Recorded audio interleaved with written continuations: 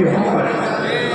তারেক রহমানের তুখর নেতৃত্বের বিনিময়ে তারেক রহমানের জ্ঞান এবং বুদ্ধিদীপ্ত পরিচালনার নেতৃত্বের মধ্য দিয়ে পরিচালনায় এই জুলাই বিপ্লব সংগঠিত হয় এবং জুলাই বিপ্লবের ছাত্র জনতার নেতৃত্বে আন্দোলনে সংগ্রামে রাজনৈতিক দল, পেশাজীবী, শিক্ষক, শিল্পী, সাংবাদিক, সাহিত্যিক, নারী, পুরুষ নির্বিশেষে সকল অংশগ্রহণের মধ্য দিয়ে শেখ হাসিনাকে পতন করা হয়েছে।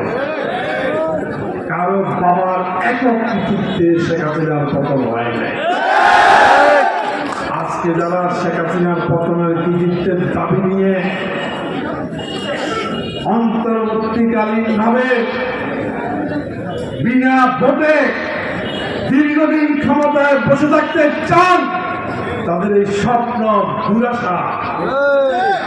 বাংলাদেশের মানুষ হাসিনাকে বিদায় করেছে অবৈধ নির্বাচিত, যার পক্ষে পুলিশ সহ সকল বাহিনী ছিল, ছাত্রলীগ, যুবলীগের অস্ত্রধারী গুন্ডা ছিল।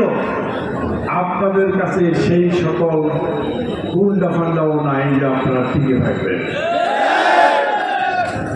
আপনারা সংস্কারের নামে জনগণের